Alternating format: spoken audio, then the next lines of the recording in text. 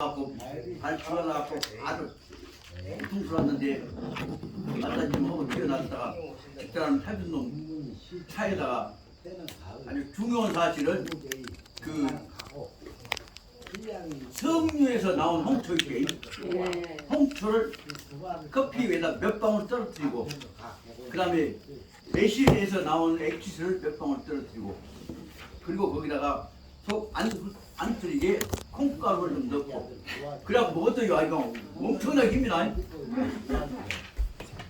우리 저 신효녀는 옛날 너 부모님 모실 때 다 해본 일이겠지만 나는 이제 그 깨닫고 나서 아 이렇게 좋구나. 그러고 나서 이제 밥 먹고 나서 밥이 꿀맛이야. 원래 이거 신절이면 시크샷 그래서 준비하는 게 있다.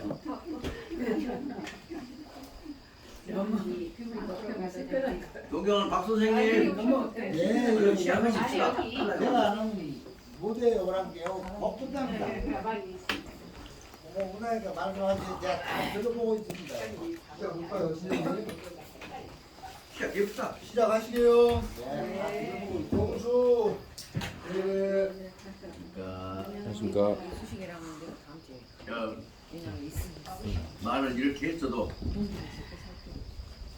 또 항상 잔소리가 나오는 것은 공자님께서 맹자님께서 잔소리를 많이 하니까 제자들이 한다는 말씀이 선생님 그 잔소리가 좋습니까? 그것이 말은 선생님 호변객이요 말 잔소리 하기를 그 좋아하십니까?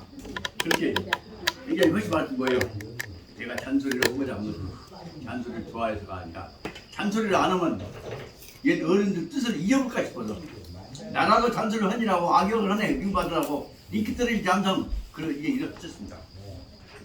오나치로도 잔소리를 하려고 한 것이 아니라 다시 오늘 설명해 나가야 할 부분을 보기 위해서 부각시키려고 하면 하나의 문제를 제기하기 위해서는 그와 관련되어진 대조적인 말들을 생각해야 합니다.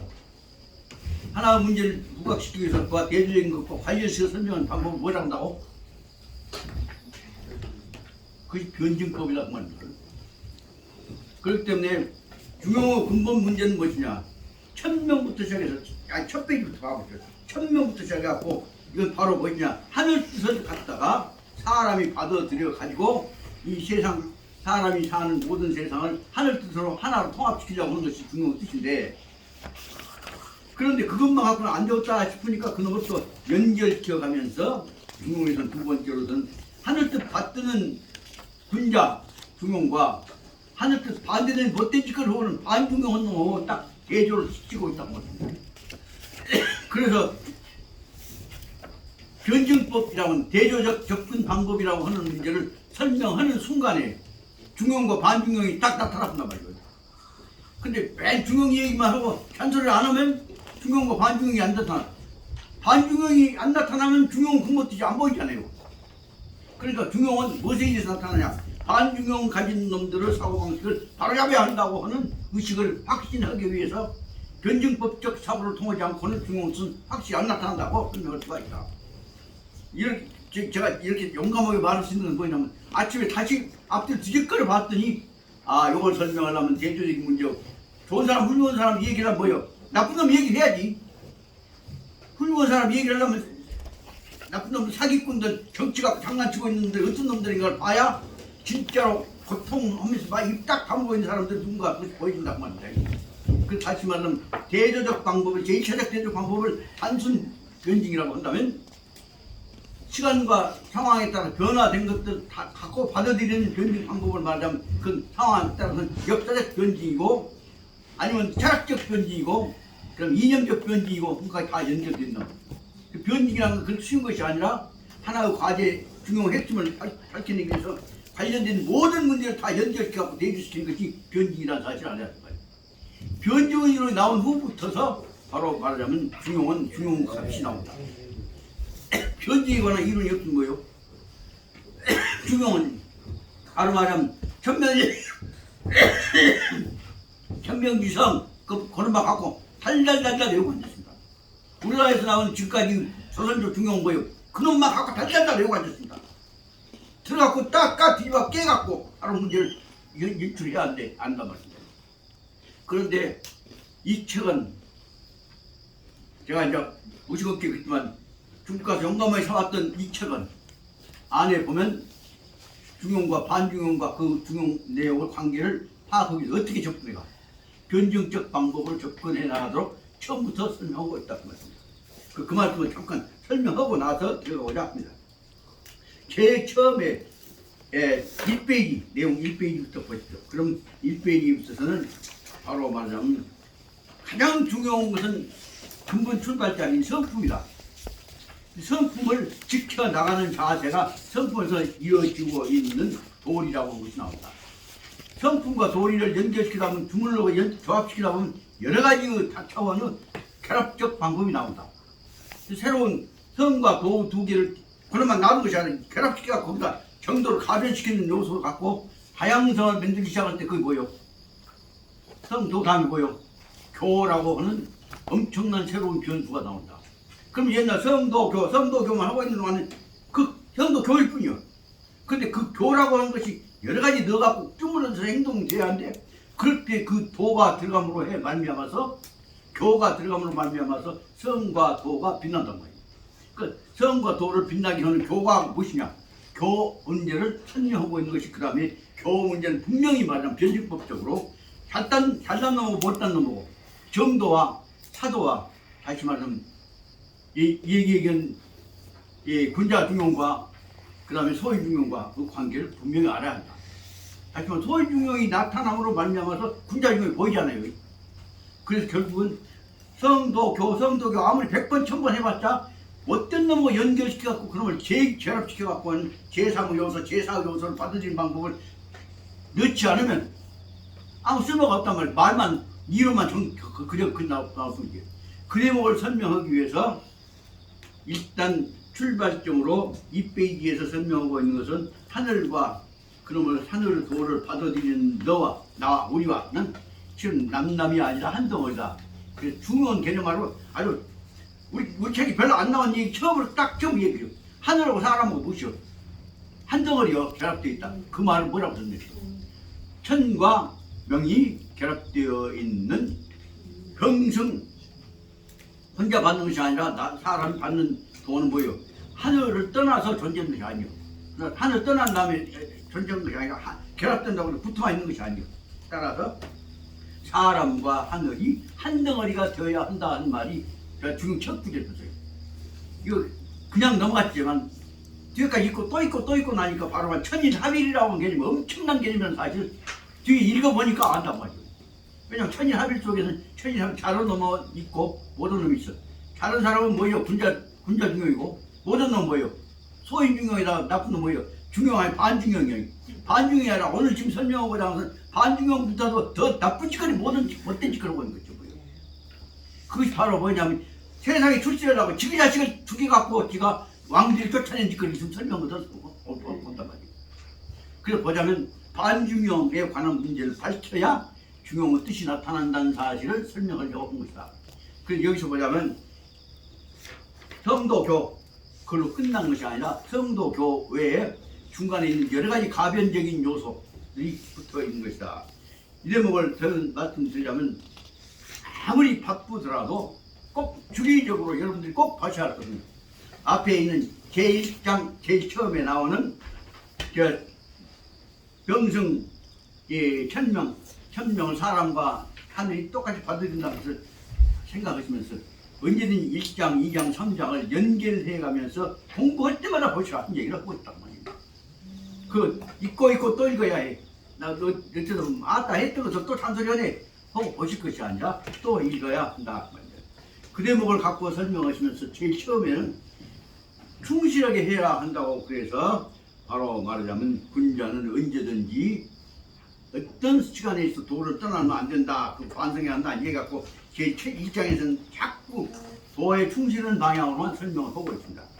그럼 다음에 확딱 뛰어 넘어갔고 그 다음에 2장으로 넘어갔을 때는 바로 1장 뒤쪽에 보자면 12페이지 중과 화 거기서 마음이 중과 화로 연결되어 있는 것을 갖고 설명해 갖고 일장적 의미를 강조하는 것으로 해서 4절에서는 끝납니다. 그러면 이제 15페이지로 넘어가 제2장은 보자면 1장과 2장의 차이는 무엇이냐 보자면 2장은 과거 무한한 과거부터 밑에까지 성도교 연결되어 있지만 그 중에 핵심은 무엇이냐 지금 성도교가 결합되어 있는 이 지금 어떻게 할 것이냐 하는 문제를 설명하고 있는 것입니다. 지금이란 말 뭐라고 설명이냐 시중이라고 한단 말이에요. 이 땅이 여기 중자를 맞을 중자라고 했다. 때가 지금 맞부딪혔을 때 이 시간이란 말이에요.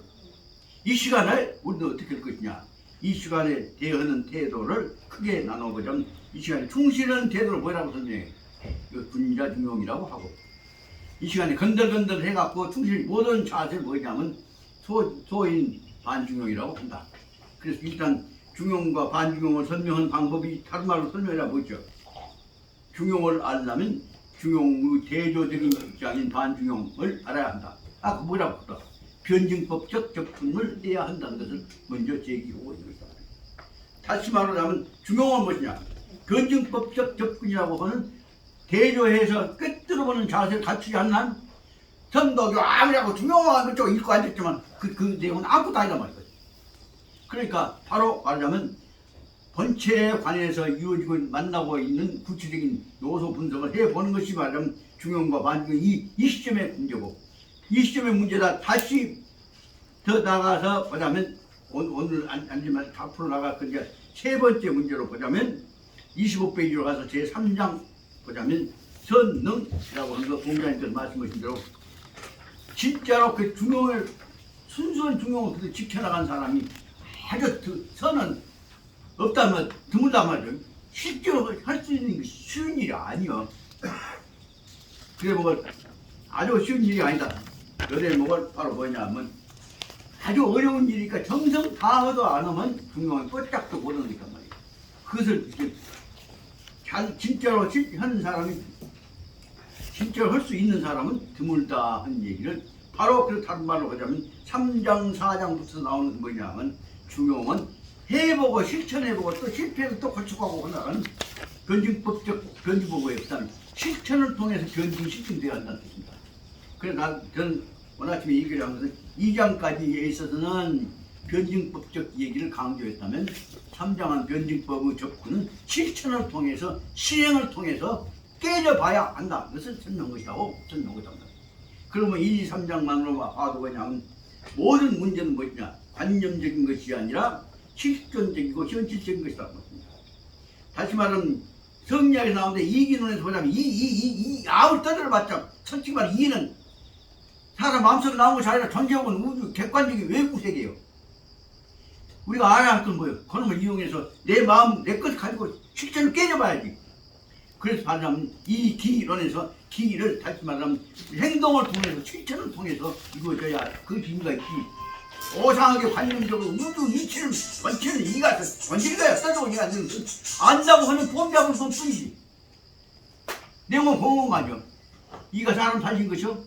이가 조금만 뭐 하나 도움이 되는 것이요. 이는 그저 모든 관념적인 체제란 말이에요. 그래 그 대목을 생각하다가 지난번 다시 보다 보니까 칸트에 관해서 뭐라고 한다. 그 칸트는 생각해봤단 말입니다. 그랬더니 아이 칸트 철학에서 딱 그런 것이 나오더라고. 이념적 이론을 가지면 이를 칸트 이론에 말하면 뭐라고 쓰냐면 그것은 이제 순수 이성이에요. 그리고 구체적인 실천 문제는 뭐예요? 우리가 깨달아야 하는 문제는 그 실천 이성이에요. 그래서 칸트 이론이 뭐라 하냐면 실천 이성이 순수 이성보다는 훨씬 근본적으로 앞서 있다. 그것이 딱 칸트라는 대명제더라고. 13페이지 정도. 다른 말로 하면 실천 이성의 순수 이성에 대한 의성이라는 것이 딱 너희 시작이에요. 아, 그러면 다시 말해 이익이 이냐 기냐 문제가 붙었을 때 칸트는 이 기 이론을 전적으로 받아들였구나. 그 역사의 배경을 보자면 칸트가 정립되기 전에는 칸트 오기까지 이루어졌던 서양 철학을 쭉 연결 맥을 보자면 제일 처음 서양책 시작은 누구로 보냐 하면 소크라테스부터 보냐. 소크라테스 이론을 받아들이고 열심히 정리해가면서 배웠던 사람이 플라톤이야. 플라톤 체제를 갖고 이건 이 체계만 보면 안 돼. 논리적으로 분석해. 그래갖고 그러면 완전히 체계로 진짜 나눠버린 사람은 누구냐? 그러면 아리스토텔레스란 말이에요.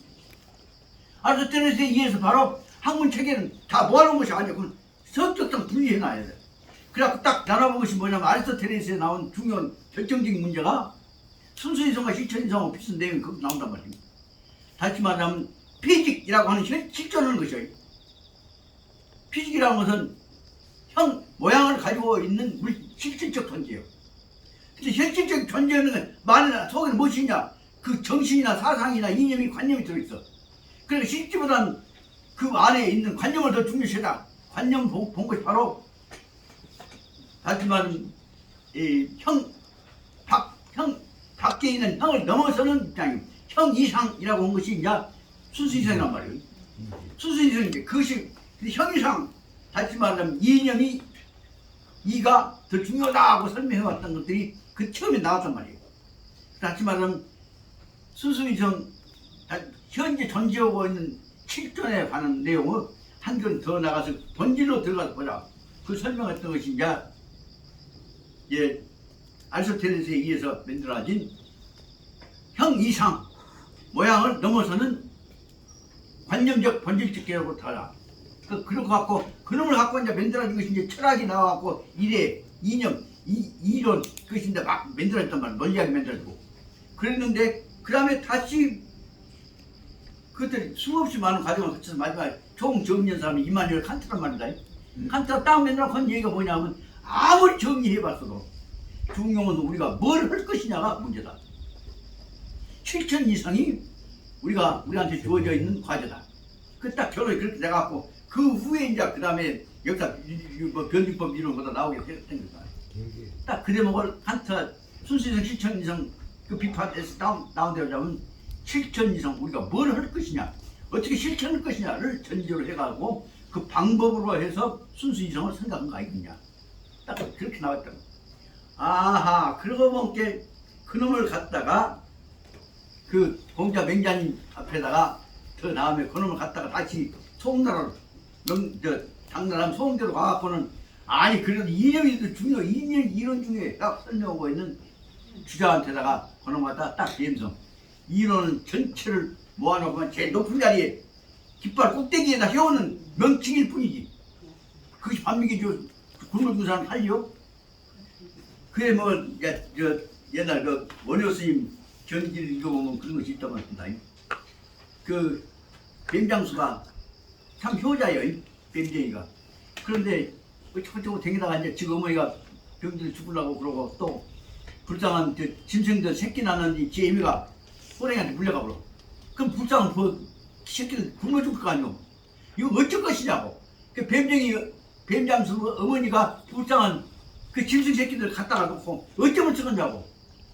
그렇게 이제 스님들은 갖고 뭐 중생은 무엇이 어쩌면 생명은 뭐든 시작된스럽게 그 뱀장수 어머니가 한 얘기가 시작되긴 소리가 어쩌 부처님이 왜 불쌍한 새끼들 지 애미 범한테 물려주고 새끼들 살려라고 했지. 뭐 그것 갖고 뭐 인생은 생명을 모시고 시작되긴 소리가 그래 안 그래? 그렇게 이제 아무 말 못하고 있어. 그렇게 그 뱀장수 어머니가 누구를 시켜서 원효 스님한테 가서 개새끼 그 산짐승 새끼들이 애미 물려가면 나면 굶어 죽게 생겼는지 너무 뭐 짐승들 곁다리를 하면 미움이라도 맨들하고 미래 살려야 할 것이요. 아니면 역으로 있으면 굶어 죽게 새끼들이 살겠죠? 아우 그렇지. 그래갖고 원효 스님이 어디서 가서 아까 말한 미움증 쓰고 못해갖고 그 새끼들 몇개 살려. 그 대목에서 나오는 내용이 뭐냐. 원효 스님 때 나오는 결정적 문제는 뭐냐. 살리는 문제가 우선 문제지 생명이 무엇이며 어디로 왔다 어디로 가는가 그것이 문제가 아니다 그 말이야. 그 대목을 보고 그러면서 이제 누가 쳐주고 다니니까 원효 스님 특히 의상 스님이 이제 아침 염불하고 있는 데 가서 뱀장수 어머니가 가서 목탕 치면 죽어가는 저 새끼들 사요? 그 목탁 쳐갖고 부처님 힘으로 해서 굶어 죽어가는 새끼들 살릴 수 있어? 그렇게 이제 한 말 못해. 그렇게 원효 스님이 덮어 그러지 말고 뱀 새끼를 살려. 공부하는 사람들 공부하고 그렇게 해갖고 그 뱀장수 이론이 바로 뭐냐 불쌍한 중생들 살리는 것이요. 병들어 있는 사람들 살리는 것이고 그래갖고 그 하지만 무등병 걸리는 사람들 원효선 경기 있는데 가면 그걸 빨아 먹어도 이겨내지 않아요. 그래서 그 사람들 갖고 병자들 걸려있는 사람들 그때 뭐 무등병 걸리는 사람들 다 돌아다니면서 살리는 대목을 실천하는 대목들이 나온단 말입니다. 그 보고는 원효 스님은 그 경계를 이미 다시 말하면 실천의 경계를 다 터득해 갖고 그러면 이루어진 것이지 실천의 경계가 없는 추상적인 인간 인생이 뭐냐 그 얘기한 사람은 아니다. 그것이 원효 스님 경계를 보면 나온단 말입니다. 그거 보고 나니까 옛날에 말하면 그 깨달았던 분들 다 그 대목을 다 겪었는데 우리나라에서 그 대목을 안 겪은 양반인데 이름만 가지고 이가 원치다. 이가 기보다 아니면 원칙이다. 우이다. 이기론에서 그런 내용이 너무 지나치다 보면 진짜로 굶어 죽어가는 백성들 혼란스러운 나라를 살리는 이론이 실효성이 없어져 버린다 그 말씀입니다. 그 대목을 설명했다. 그래서 보자면 이기는 바로 다시 말하자면 중용은 무엇에 의해서 나타나냐 반중용과 대조되어서 반중용을 중용으로 어떻게 순화시킬 것이냐 문제와 관련시켜서 실천적 과제가 대두될 때 바로 중용이 나오고 있다. 그 대목으로 넘어가는 과정을 설명하기 위해서 제일 문제 제기가 아까 말씀드렸던 대로 중용과 반중용과 관련되어진 제2장 지금 이 시점에서 해야 할 무엇이냐 문제가 시작됩니다. 제가 이제 그런 식으로 아침에 다시 앞에 쫓겨나 보다가 믿게 됐습니다. 그래서 중용은 반중용 없는 중용은 없고 중용을 통해서 반중용과 중용 의미를 발견시켜 나가야 할 것이지. 그러나 반중용이 그 근본에다 떠는 것이 아니라 그 중용을 충실하기 위해서 이 반중용을 공격하기 위해서 나는 중용을 실천하는 사람이다. 걷다 얼굴 내밀라고 한 짓거리가 아니다. 근데 그가 핵심이 있다.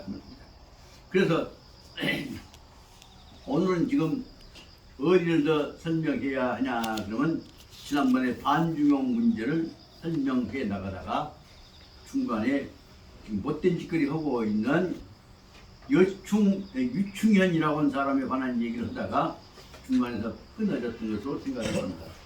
유충현 얘기 어디까지냐면 19배 우기에서부터 5줄이에 김선생 맞지? 예. 그래서 그러면 19페이지 나온 대로 유충현이라는 놈이 그 못된 짓거리 하다가 나중에 이제 그 황태자 그 유모 하고 친일하고 못된 짓거리 하다 사람이 어디까지 올라가냐 하면 황제 비서관까지 올라간단 말이에요. 그 대목을 갖고 그러다가 못된 짓을 다 하고 다니다 나중에 글로 말미암아서 이제 내부에 분쟁이 되어갖고 죽어가는 대목이 있습니다. 그것을 이래먹고 그 다음에 그 뒤에 나오는 대로 지금 딸내미를 지금 새끼를 죽여갖고 황후한테다 둘을 씌워갖고 황후를 몰아넣고 황후자리로 올라가고 있는 무측천이라고 하는 이 얘기가 다음에 나온단 말이에요. 이런 것들 보다가 가만히 앉아서 정보를 하다가 이 얘기를 내가 꼭 중용 시간에 이 대목을 강론을 해야 하는 것이냐 이런 잔인한 얘기를 해야 할 것이냐 부처님 말씀대로 그냥 못된 짓거리는 하지 마라 그러는데 어쩔 것이냐 이따가 덮었다 하다가 그러나 이런 것들을 확실히 해 두어야 반중용을 분명히 해 두어야 중용 의미가 살아날 수 있는 것이 아니겠냐.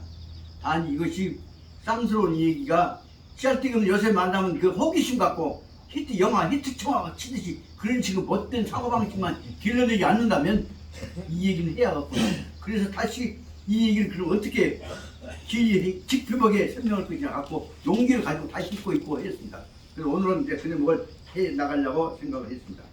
그래서 지금 해야 할 얘기는 그래서 다시 말하자면 중용을 철저히 실천해 달라는 중용을 깨뜨리려고 하는 반중용이 어떤 것인가를 알아야 한다 그 말씀입니다. 반중용을 모르고 중용을 실천할 수가 없습니다. 지피지기야 백전불태라고 하는 말과 똑같습니다. 다시 말씀드리자면 오늘날의 새로운 우리나라 민주국가를 만들려고 한다면 법치국가를 만들려고 한다면 법 핑계대고 못된 짓을 하고 있는 사람들이 잘한 대목은 무엇이며 못된 대목은 무엇이며 글로 인해서 현재 보험자가 앉아갖고 그중에 어떤 놈이 이기는 하니 그 대통령을 눈앞에 바람을 때게 떠들고 앉는 이 사람들이 진짜로 그런 것인가 하는 문제를 눈 똑똑히 뜨고 봐야 한다고 말합니다. 그러다 보니까 반중용을 보지 않고는 중용을 볼 수가 없다 하는 사실을 말씀드릴 수가 있습니다. 그래서 이 부분에 중용과 반중용으로 들어가기 위한 근본적인 자세가 무엇이냐. 그래서 또 잔소리를 좀 시작한다고 합니다.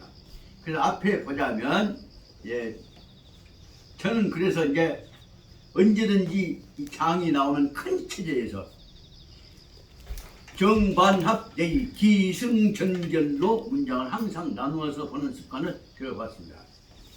그 천명에 관한 제1장 내용도 보자면, 근본적으로 보자면 천명이라고 하는 문제가 뭐냐, 그것은 전체 입장을 총체적으로 보는 것은 너무나 총괄적이기 때문에 설명을 했습니다만, 그럼에도 불구하고 이것은 총체적으로 보는 것 어디까지나 2페이지에 나오는 천인합일이라고 하는 문제는 기승전결의 직구라고 생각이 듭니다. 그럼을 실천해 나가려고 하다 보면은 어떻게 나누어 볼 것이냐 생각을 하다 보니까 여기서 접근해 나가는 방법이 결국은 중용과 안중용의 입장을 전제로 해갖고 이것을 설명해 가는 방법, 천인합의라고 하는 것들을 설명한 것들로 볼 수가 있습니다. 그래서 이 내용들을 갖고 차례차례 분석해서 나가는 방법을 앞에 1장에서는 너무나 크게 되어 있습니다만, 그래서 저로서는 언제든지 한 장이 나오면 내용을 논리적으로 분석해서 근본적으로 기승전결, 본시가 무엇이며 그 본시의 핵심은 무엇이며 본시의 핵심이 반드시 다른 것과 어떻게 대조되는가 하는 문제가 기승전, 전은 뭐예요? 반드시 전을 기구에서 나오는 본체와 대조되는 방법을 봐야 한다고 그럽니다. 아주 중요한 얘기입니다. 기승전결로 볼 때 기는 본체고 승은 그 구체적인 본질 내용이요. 전은 뭐예요? 그와 대조된 내용이기 때문에 중요히 꼭 여러분 아셔야 해요. 기승전결의 전은 항상 변증법적 대조법을 봐야 한다는 뜻입니다. 기승전결의 전, 변증법적 대조를 통해서 본체적 문제 제기와 변증법적 대조와 봐갖고 승과 전을 결합시킨 뭐예요? 승전 결합, 그 다음에 결론이 나온다 그 말입니다. 그러니까 기승전결의 중요한 내용이 그전 몰랐다가 다시 수없이 해오다 보니까 본체에 관한 문제를 분석해 보는 것을 기승이라고 한다면, 본체에 관한 문제를 다른 것과 대조해 보는 것을 뭐예요? 전이라고 합니다. 기승전결. 그래서 아주 하나 체계를 작업한다면 기는 총체고, 그 다음에 승은 본체가 하는 것이기 때문에 여러분 내용을 분석해 놓은 것입니다. 그러면 여기 가면 저는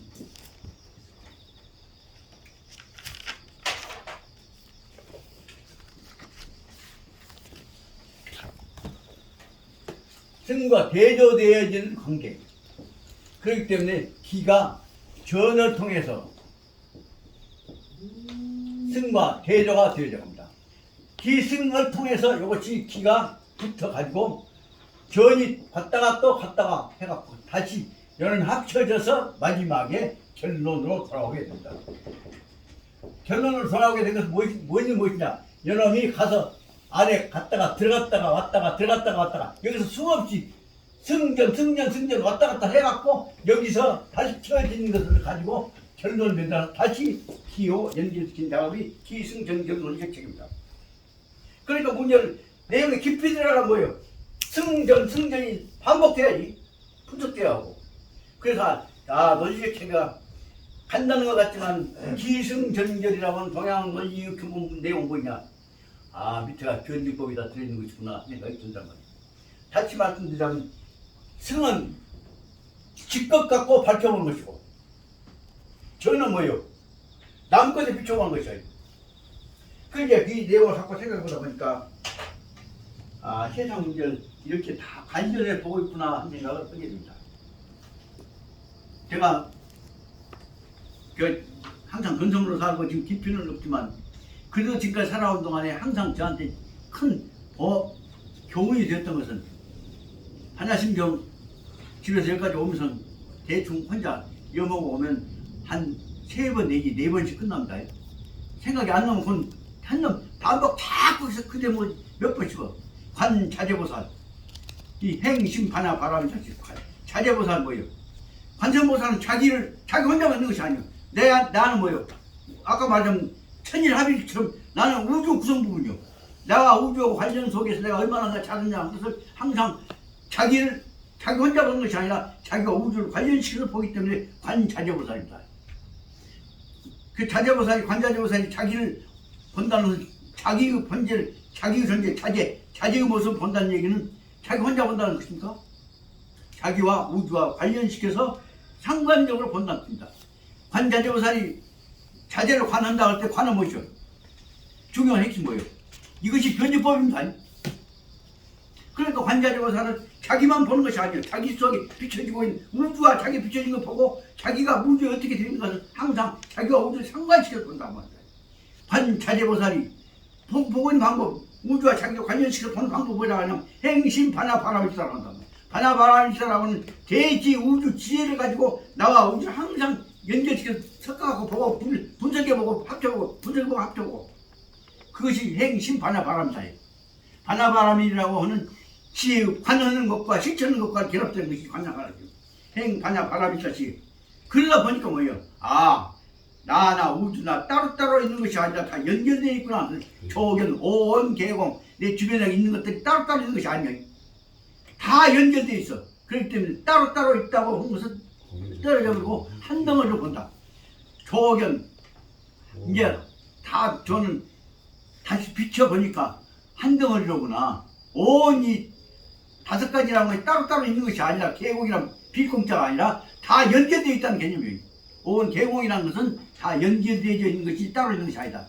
그러니까 어째 다 연결되어 있는 것을 보면서 나는 연결되어 있는 속에 내가 어떻게 해동하겠죠. 도 일체고에 하나 어떤 것이 집착되어서는 안 되겠구나. 도 일체고에 고액이라는 것은 집착이요. 뭐는 그 집착으로 떠나버려야겠다.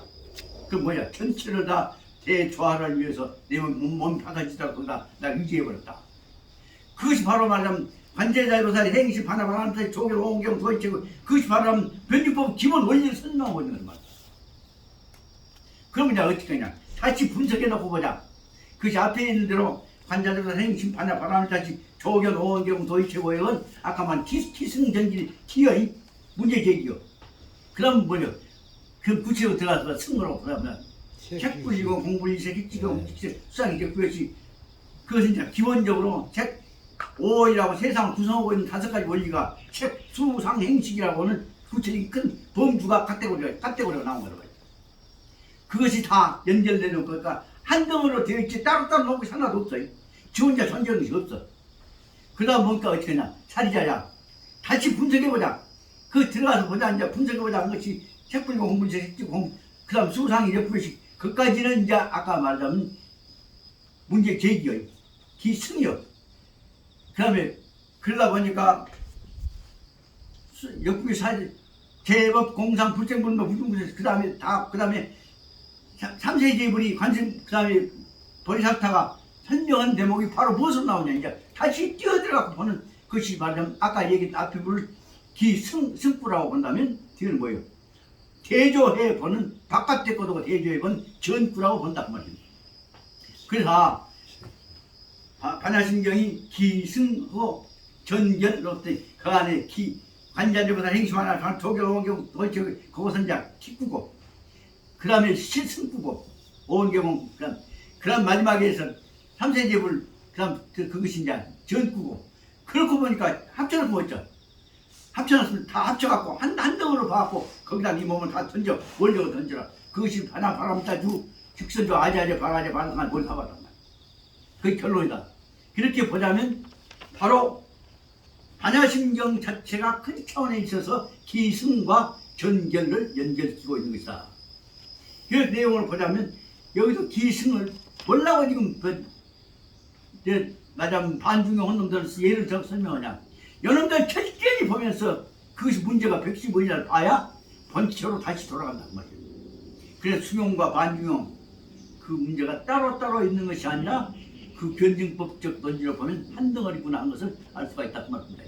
그 생각이 들어서 이제 그 생각 갖고 뒤집어다 보니까 인자 범께 요거도고 저거도고 나쁜 놈고 좋은 놈들하고 한 세상 사네.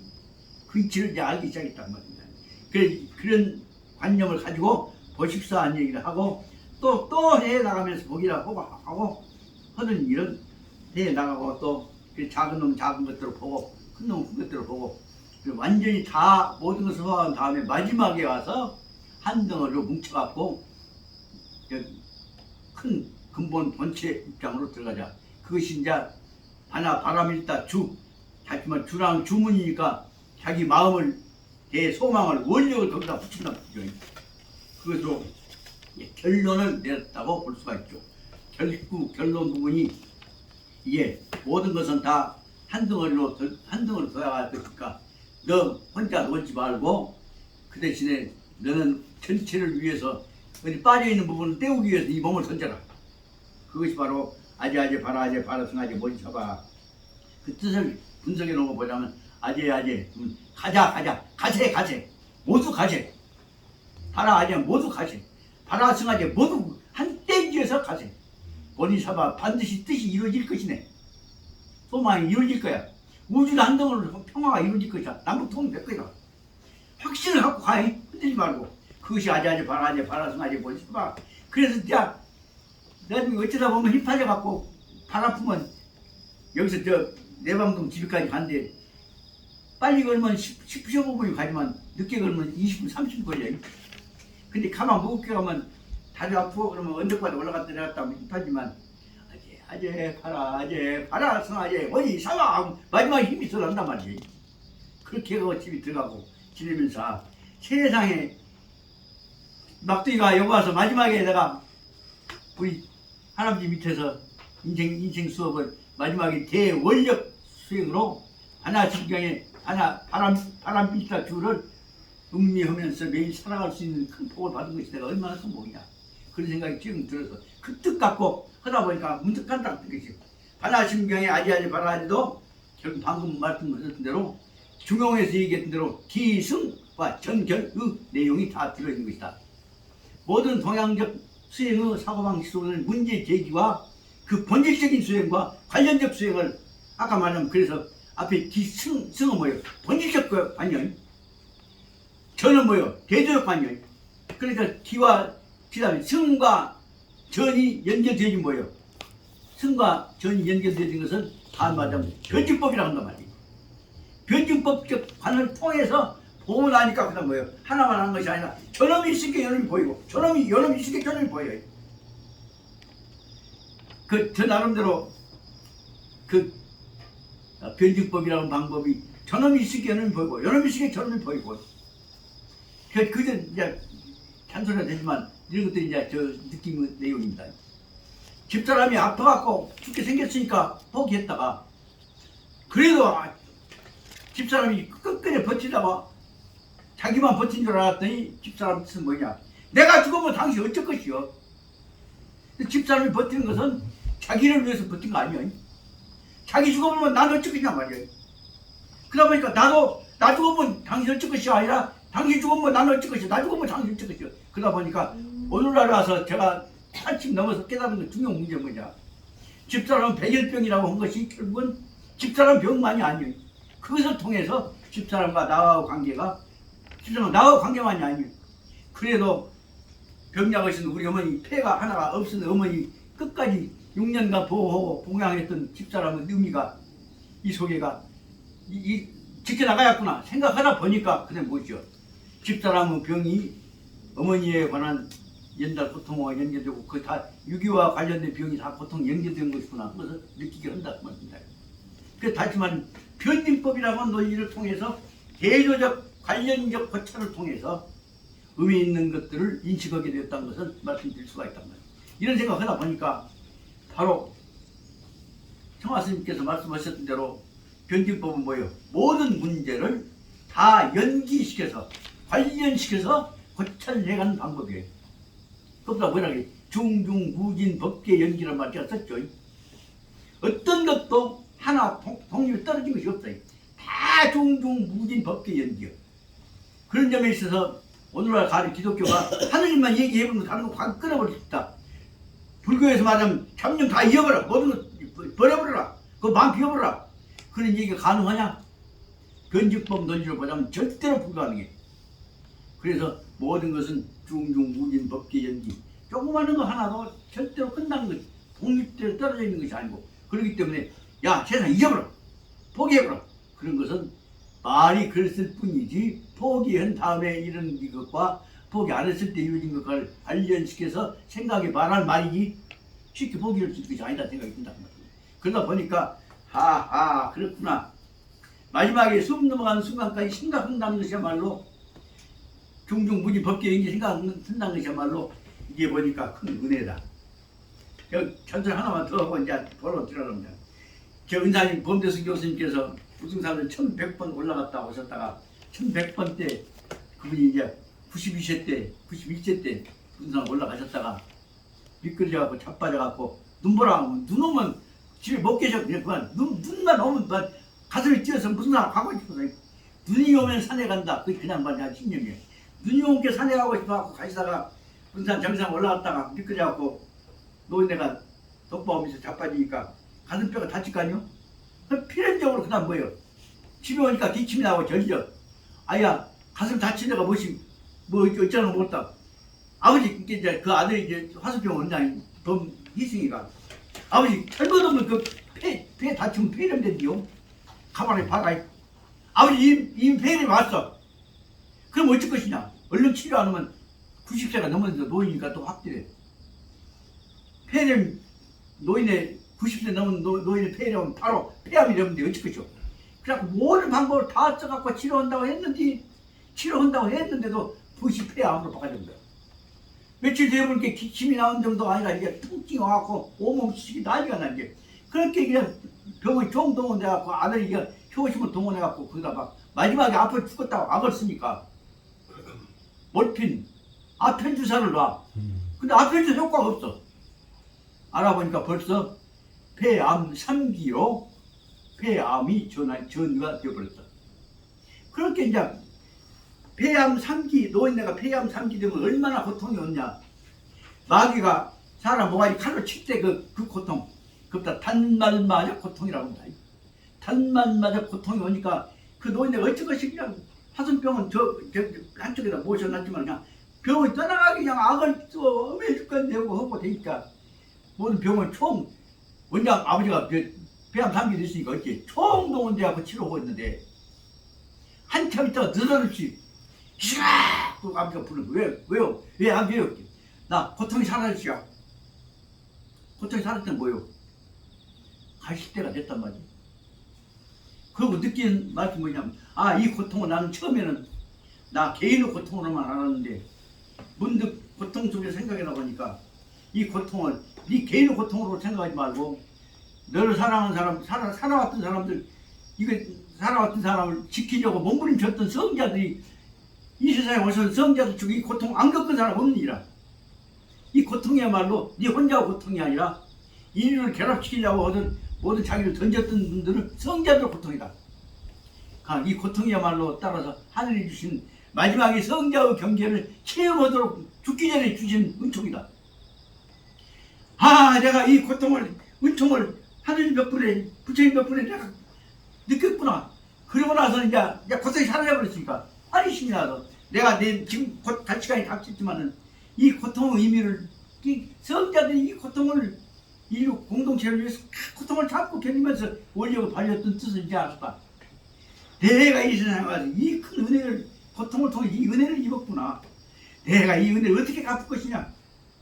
그러면서 다음 훨씬 말씀 뭐예요? 희승아, 이런 고통을 통해서 성자의 고통 의미를 체험해, 인생에 와서 체험하고 하는 네 애비, 나를 네 애비로 뒀다는 사실에 대해서 너는 은혜를 알았냐? 알았습니다. 이 은혜를 나 혼자만 받겠냐? 너도 받냐? 네 주변에 같이 그 고통의 의미를 깨닫게 해갖고 전하자. 제일 먼저 네 환남형한테 꼭 전해라 와. 예, 알았습니다. 그래서 그분이 돌아가시기 전에 마지막 제자한테 당신의 고통 의미를 전해주고 가셨다 그 말씀입니다. 빼놓는 얘기했죠. 그전에 몰랐습니다. 그런데 집사람이 그 백일암으로 있다가 나 뛰어놓고 올라갈 때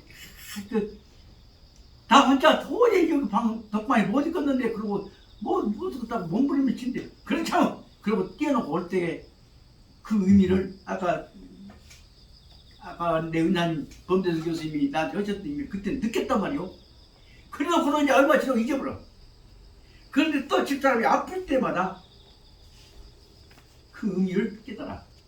그래서 속으로는 무엇인가, 집사람이 아프면서 그 당신의 생사에 관한 고통을 자기 혼자 것으로 아니라 자기와 나와 부부가는 것으로 우리 집안의 것으로 옛날 어머니 뒤를 이어서 어머니 돌보았던 사람에 관한 마음을 나한테 전하는 것으로 느끼기 시작할 때 고통이 바로 개인의 고통이 아니라 고통이야말로 인류 공동체를 결속시키는 의미 있는 것이구나. 그 말씀을 하셨던 은사님 말씀이 그 말을 전하려고 했던 말씀인데 의미가 쩌록쩌록 든단 말입니다. 요새 이제 좀 집사람 나서지니까 간섭이 오직 심해. 그럴 때마다 그 의미를 잊어서는 안 되겠구나 생각했다. 말씀이 엇나갔습니다만 중요한 문제는 뭐냐, 이런 대조적인 관계를 연계해서 연계에 관한 관계를 끊임없이 유지해 나감으로 해서 뭐요, 변증법이 바로 존재하고 있는 모든 존재의 의미를 하나의 순간의 문제가 아니라 총체적인 연계성으로 파악하게 할 수가 있는 것이다 말이에요. 그런 의미를 설명하기 위해서 좋은 군자 중용만이 아니라 못된 놈 중용, 소인 중용, 소인 불중용들도 연계해서 봐가면서 결론이 뭐예요?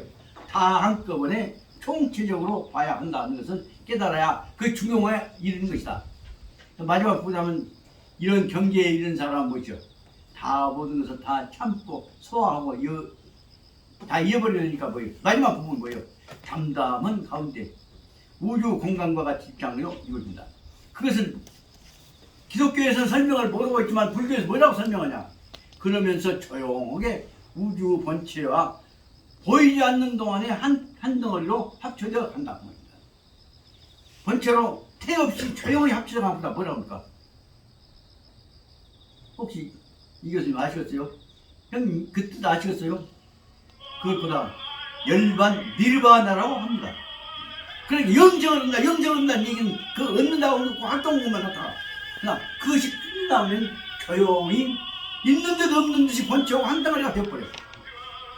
그것보다 열반이라고 하고 인도 말로는 니르바나, 열반이라고 하는 개념은 있기는 영원히 있는 것인데 본체하고 똑같이 한 덩어리가 되어 있는 것입니다. 그 열반의 경계가 어떤 것이냐 잘 알 수 없지만 저 이제 총화생 모시고 다니다가 느꼈던 것입니다. 그 인도에서 보내서 태안사 연못 가운데에 있는 탑 안에 모시고 있는 부처님의 진신사리가 봉안하기 전에 이제 마지막에 보여줬습니다. 아주 녹두알 보다도 적어 그런 것인데 삼과가 있는데 거기서 불 비치고 확대경을 보면 그 녹두알 같은 진신사리가 아주 연기살입니다. 부처님의 영기운이 만들어진 살이 아닙니다. 그것이 확대경을 보면 그것이 딱 녹두알같이 있는 것이 아니에요. 그 안에 그냥 오만 가지 빛깔이 한 수십 백 가지 빛깔이 쫙 돌아가고 있어. 그런데 돌아가고 있으면 이제 그분이 깨달았으면 끝나서야 아니요. 돌아가고 있는 대로 영원히 멈추지 않는 경계로 움직이고 있는 것이 신인사리의 그 광명, 그 불천 광명이란 말이에요. 그걸 볼 때마다 태안사에 가서 큰스님 볼 때마다 이것이 본체로구나, 이것이 본체로구나. 나도 이 본체가 내 마음속에 있구나. 봤는데 지금은 이제 살다 많이 있으니까 모르지만 그때 그래도 수십 번 친견하고 배워나서 그 본체 자리가 그런 것이로구나 하면서 지금도 생각합니다. 다시 말씀드리자면 아까 얘기했던 변증적 인식을 하고 나면 그것이 멈추는 것이 아니라 끊임없이 본체와 현전 자기와를 연계시키는 자기 마음이 살아 움직이는 경계를 항상 쉬지 않아야 한다는 내용을 말씀드리고자 하는 것입니다. 그러려면 뭐냐, 여기서는 바로 말 옆에 놈과 나쁜 놈과 좋은 놈과 합쳐야 환동하다는 사실을 보는 눈 멈춰서는 안 된다고 말입니다. 그 내용을 설명할 수가 있습니다. 다시 이제 시간 얼마 안 남았지만 오늘 지금 하고 싶은 대로 얼마 모르지만 최선 다해서 밀고 나가라고 오늘 다 한다고 생각했는데 말이 길어졌습니다. 예. 전부터 시작하면 안 되고, 예, 그 18페이지 있는 대로 보자면, 이 반중용, 소인중용 속에서 문제는 위충현이라고 하는 사람의 얘기가 나와 있습니다. 물론 자세하게 설명하기는 어려우니까 오늘 해야 할 때까지 간단히 말씀드리자면 위충현이는 건달이고 노름꾼이었습니다. 그동안에 못된 짓거리만 하고 다니다 보니까 노름빚을 잔뜩 져가지고 글로 인해서 빚을 못 갚으니까 젊은 소년 깡패들한테 그 18페이지에 우쭐에 나오고 있습니다. 이 일군 소학이라고 하는 어린이 건달 깡패들입니다.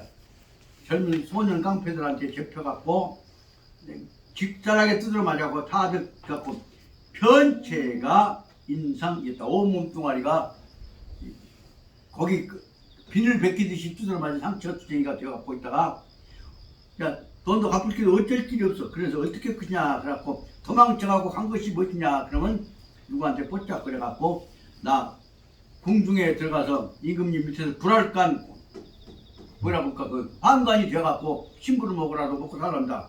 그리 들어가서 바로 그쪽에 가서 환관이 된 방법으로 접근했다는 얘기를 했습니다. 환관 셋째 줄에 있는 뭐라 하면은 엄인이라고 합니다. 엄인이 되어가지고 그 지나다가 보니까 글로 인해서 사람이 얼른 거기에 얌전하기도 하고 그랬으니까 좋은 점수 따고 이쁨 받은 방법들을 여러 가지 써갖고 글로 말미암아서 손통이라고 하는 그 태감, 다시 말하면 환관된 감독하고 있는 사람한테 눈에 띄어가지고 글로 인해서 거기서 이쁨을 받기 시작했습니다. 거기다가 말도 잘 듣고 행동도 조심하고 생긴 것도 반들반들하고 전부 다 술도 잘 먹고 그러니까 이쁨을 받아가지고 글로 인해서 뭘 제 착시로 인상 좋은 놈 골라갖고 뭘 시키냐 그럼 화장품 창고 관리체를 맡기게 됩니다. 5줄부터 나온 겁니다. 6줄을 화장품 관리 체제를 맡고 보니까 화장품 갖고 자연히 그 중에서 그 화장품 신분을 보면 궁녀들한테 신분 화장품 지원하고 화장품 지원하다 보면 궁녀들 중에서 이쁜 놈이 있으면 어떤 놈들한테 그 소개를 해주고는 그런 같이 말하면 어색 고기 고르는 것과 같은 궁녀 고르는 신분까지를 하게 된 것입니다. 그렇게 지내다가 보니까 그놈이 자연이 이제 어떻게 됐냐 그러면 그동안에 이쁨 받은 놈은 이 불알 까갖고 환관을 만들 때 그냥 완전히 그 불알 까본 것이 아니라 잘못 적당하게 까가지고 결국은 남자 능력도 갖고 결국은 소문은 고자도 환관이나 해놓고 속으로는 못된 짓거리를 해먹는 방법으로 이용해 먹는데 심부름을 하게 됐던 것입니다.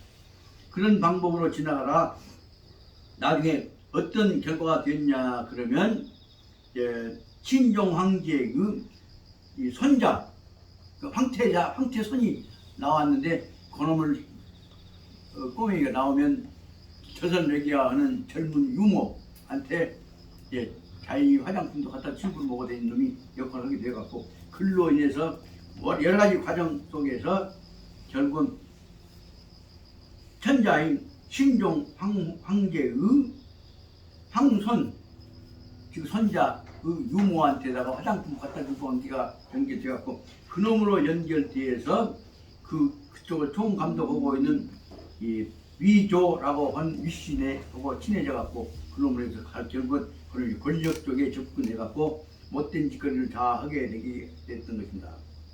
그 다음에 보니까 그로 인해서 그 황손의 유모 남편하고도 친해지고 감독원님도 친해지고 해서 결국은 궁중 내에 있어서 화장품 신부름을 하다가 결국은 궁녀들과 권력층과 연결시키는 요새 말하면 그 궁녀 골라갖고 받치고 다니는 그런 신부름을 하기 시작해갖고 그 다음에 연결되는 것들이 그게 못된 방향으로 말씀을 일으키게 됐던 것입니다. 그러니까 그러다가 보니까 왕도 죽고 뭐다 한 것이 나오는데 그 19페이지 제일 우줄부터서 설명해 나가려고 합니다.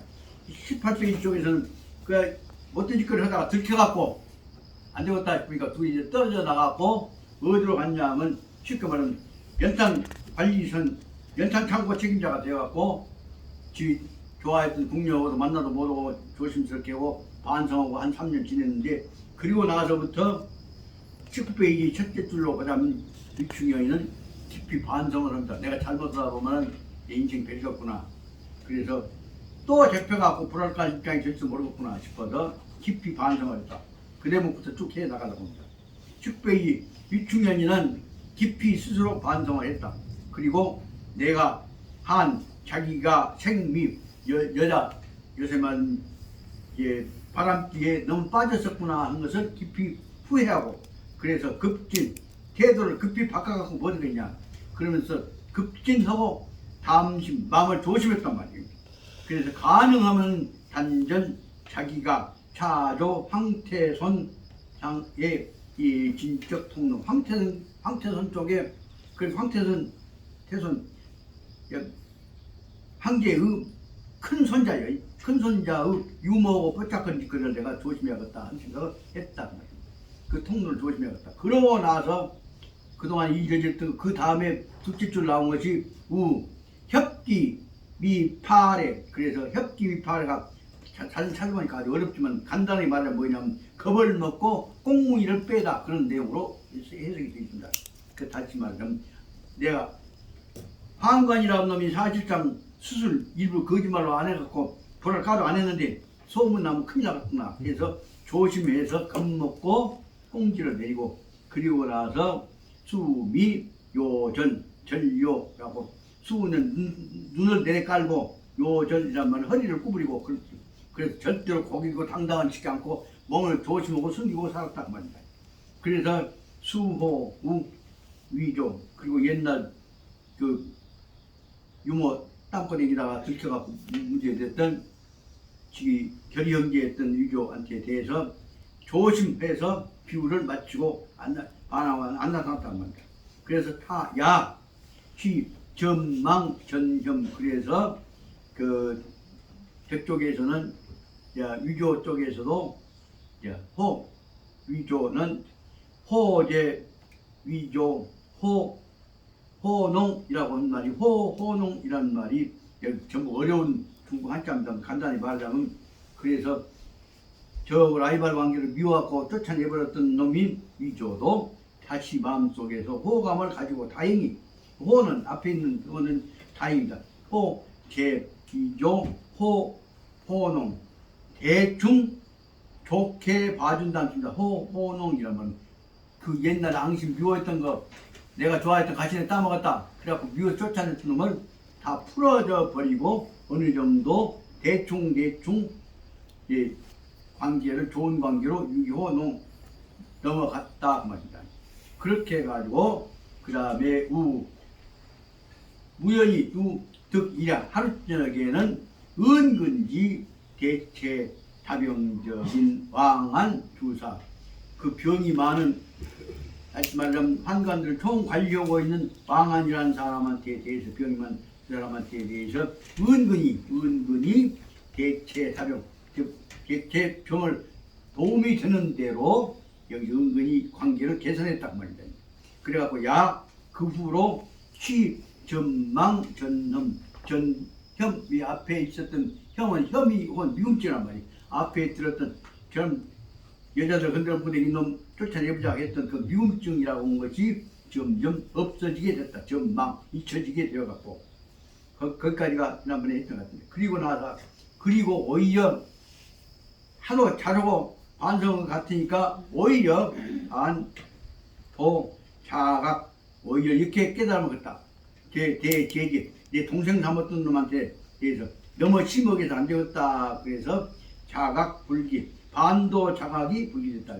너무 심하게 안 되었다고 하는 생각이 불기란 말은 나쁜 생각이 일어나지 않았다. 미안한 생각이 들었다는 내용으로 이해가 됩니다. 우시에 의해서 처처향왕한 천 위충현 위충현적 호화. 그래서 아까 왕한테도 다른 사람들한테도 뭐라 그랬습니다. 아주 다시 말하면 그래서 위조가 다른 사람들한테 왕한테 대해서도 여러분 괜찮은지 한지그라 비교해서 내가 너무 심하게 했더라고 좀 봐주시다. 그렇게 해서 위충현에 대해서 호화, 좋은 말로 얘기가 되었다 말입니다. 그러니까 당연히 이제 위충현이는 그 후에 어떻게 되냐, 1620년에 광종이 즉위하고, 그러니까 그 선자의 아버지가 올라서고, 그러니까 아까 얘기했던 황손이 이제 뭐냐, 황태자가 된 것이에요. 황태자가 되고, 황손의 아버지가 왕위에 올라가게 되게 되니까, 광종이 되니까 주유교는 이 독거 동궁, 주유교는 어떻게 했냐, 이제 상황이 풀어져 갖고 지가 황자가 천자가 되어버렸으니까 당연히 황태자는 아까 태자궁에서 태손궁에서 이제 지갑이 없으니까 혼자 거기서 있게 되었죠. 그래서 여기서 독거 동궁은 태자집, 원래 태손집 있는 궁전에서 이제 다른 형제가 혼자 머물게 되었다. 그러니까 자연히 그 유모도, 객시 유모도 거기서 혼자 머물게 되었죠. 그래서 객시가 편향 황장자, 아까는 황태손이요, 태손이 이제 황장자예요. 임금의 큰아들이 되어버린 아까 어린이 꼬맹이한테 대해서 이런 말이, 객시가 황장자, 황태손이었다. 황장자한테 대해서 그럼 이름 뭐냐면 주유교한테 대해서 뭐라고 부탁을 했냐, 그러면 황장선에서 제기 위충현이 있지 말고 제기 불러드립시다 라고 했죠. 위충현이를 다시 제기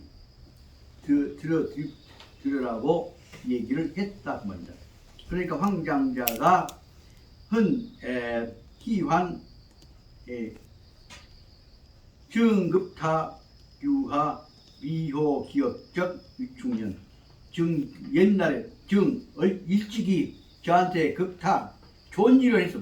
좋은 일만 해줬던 그 기억이 유하 미호 기억, 남아있는 아름다웠던 기억들이, 위충현한테 기억들이 다들 기꺼이 일어나게 되었단 말이야. 그 말은 뭘 의미하냐, 그럼 그 전에 뭐냐면 황손으로 있을 때 장난감도 주고 뭣도 주고 말 타는 거, 활 쏘는 거보다 다 오락하는 거 다 가르쳐줬죠. 그렇기 때문에 제일 어렸을 때 저를 도와줬던 위충현에 대해서 기억이 나서, 그래서 곧바로 변설 얘기하기를 양타 과례파, 그래 그 사람 과례파 다시 불러들으라, 다시 들으라고 해. 양은 시키지 않게 뭐라고 하라 그랬단 말이야. 그렇게 해서 위충현이를 다시 불러들으라고 승낙이 됐다. 그래서 왕안과 위조도 무이이 그렇게 불러들인다고 하니까 그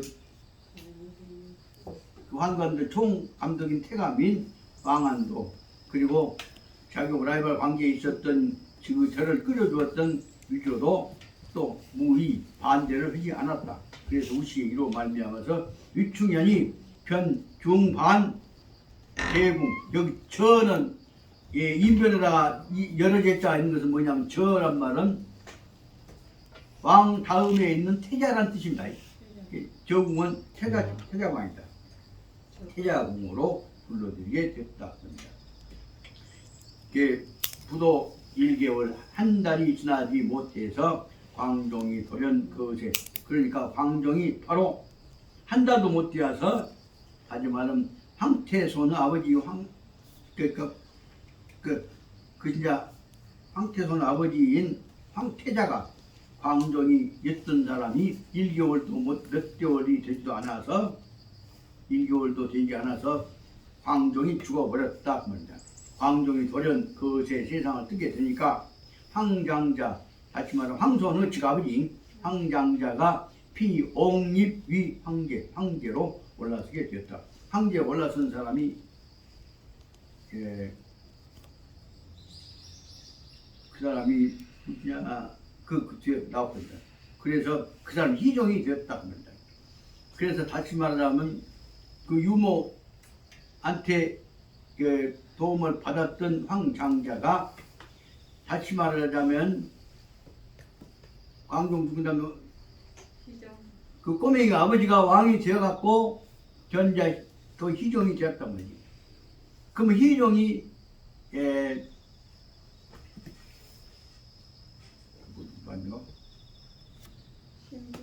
희종이 즉위한 다음에서는 안 관리에 따라서 요파 치후 자기적 구환관 안치계 중요 이 강의상. 그래서 환관이 아주 새로운 왕이 되면 옛날 어렸을 때 지가 모시고 다녔던 신부름을 했던 시동들이 이 시동들을 불러다가 자기 주변에 있는 그 환관들한테다가 그 필요한 자리에다가 중요한 자리를 그 사람들에다가 여기서는 중요 강의상, 강의가 지위란 말이지. 높은 지위를 환관들밖에 안 되지만 그래도 지위가 황신 옆에 있으니까 천자 옆에 있으니까 다 높은 자리를 차지하게 됐던 것입니다.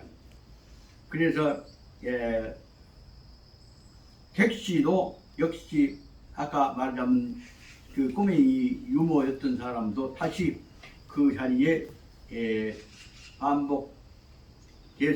반복해서 뭘 보느냐, 그 유충이 좋은 사람께 불러드리라. 그래서 유충이를 다시 불러드리라고 해서 어렸을 때 지 꼬맹이 때 도와줬던 유충이를 불러드려서 바로 말하자면 유충이가 무엇이 되었냐 그러면 사례 병필태감.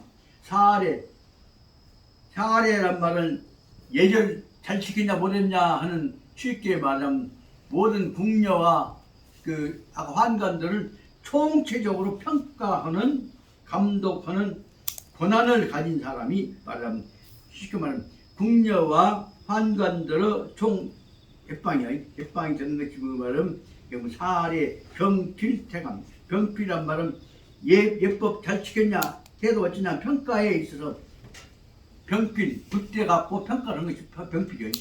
그러니까 다시 말하면 직무평가에 관한 총책임자인 태감 자리에 높은, 다시 말하면 환관 궁녀 총감독 책임자의 자리에 올라가게 되었다. 그래서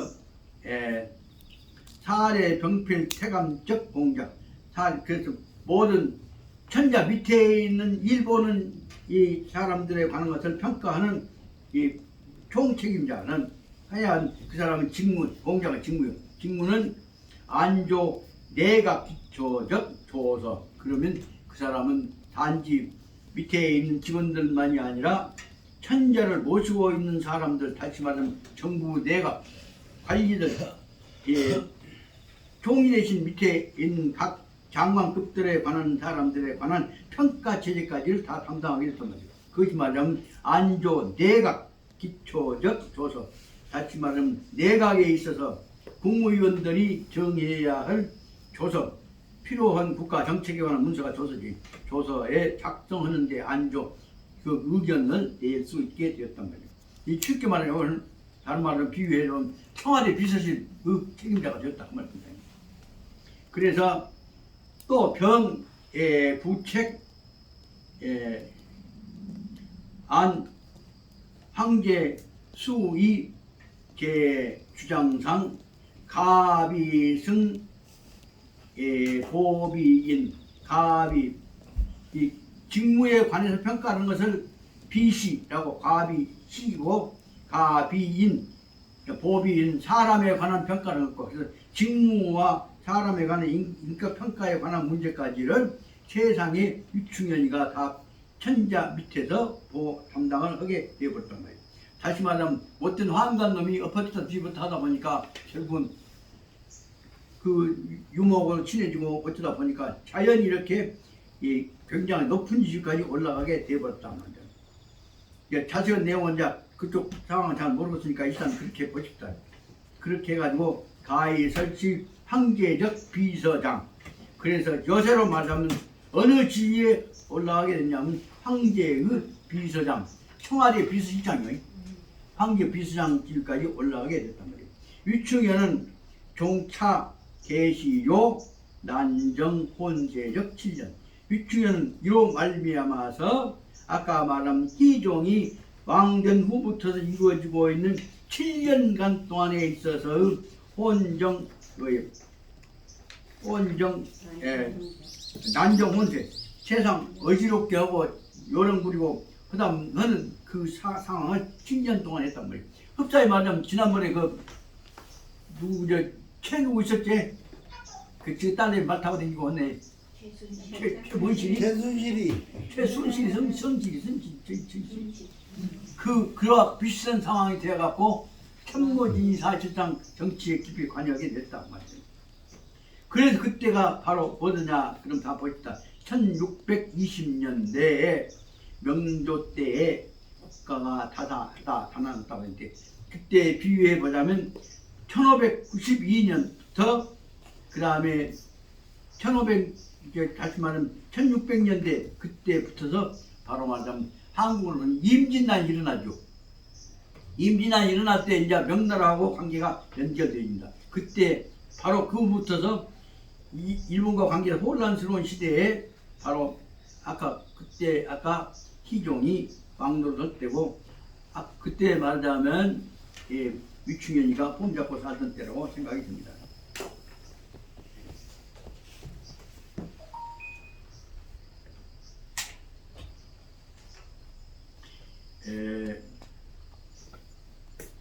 그때 다시 보자면 1620년에 명왕조에서는 국가가 다산하고 시국이 아시아 국제정치가 혼란스러운 때고 그러다 보니까 1개월 동안에 안에서 신종과 광종의 두 임금이 상계 거세 신종과 광종이 그 앞에 자리를 떠나고 그 다음에 젊은 희종이라는 사람이 자리에 올라왔다는 것을 설명했습니다. 그때 어째서 신종과 광종 두 임금이 죽었냐 하는 문제가 논의된 것이 거기 있는 대로 홍환과 이궁, 양한. 홍환이란 말은 다시 말하면 환약을 뭔 약을 먹은 그 붉은 빛깔 환약 속에가 독약이 들어갔냐 안 들어갔냐 그 누가 죽였냐 암살이냐 아니냐 이런 것들이 문제가 되었고 그 다음에 그로 인해서 왕궁을 어디로 옮겨갔고 그것이 원인이 되었고 그런 다시 말하면 환약에 관한 문제와 왕궁 옮긴 문제 요 두 개의 문제 가지고 원인이고 책임고 따지고 못하고 정쟁이 일어나게 되는 것이다. 그로 말미암아서 양을 어떻게 할 것이냐 궁중을 올릴 것이냐 한 두 개의 주제에 관해서 쟁초 불휴 쟁초는 뭐냐 하면 시끄러운 소홀한 논쟁이 불휴 끊이지 않았다 멈추지 않았다. 그래서 내각의 수보가 당 종철 피동림당 공적 하태 그래서 내각이 자연히 아까 말하자면 친종 때 광종 때 그 다음에 희종 때까지 연결되어 있을 때 내각의 책임자가 누구냐 그래서 누구로부터서 그러니까 바로 종철 이론적을 달았던 철 쪽으로부터서 피동림당 쪽으로 그래서 여러 가지 파벌에 관한 얘기를 지금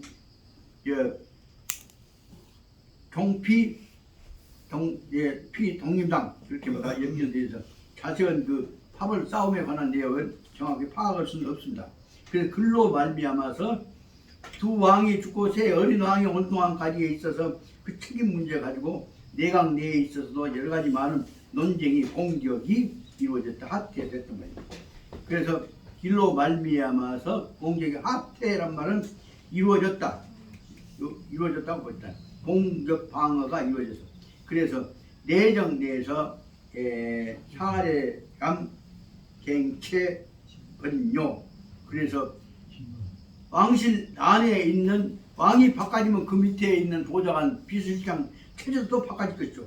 따라 그 속에서 궁정 내 내정은 궁정 안에 있어서 그 사례감 다시 말해 감독하고 있는 권력기관들이 감히 이 갱체 빈번 여러 차례 연합이 왕이 바꿔지면 또 바꿔지고 또 바꿔지고 해서 이 감투가 여러 가지 엄청나게 교체가 되었다고 말씀드립니다. 그래서 광종적인 인마가 상미접완반, 그래서 마지막에 자리에 들었었던 광종, 그 광종이 죽었지만 광종 앞에 있었던 아까 신종 광종 때 사람, 광종 때 사람도 아직 지금 감투 자리를 제대로 정지를 못했단 말이에요. 그래서 이 상미접완반, 자기들이 앉아야 할 자리를 완전 다 받아들일 정리해서 받지를 못했단 말이에요. 그러고 있었는데 희종이 들어섰단 말이에요.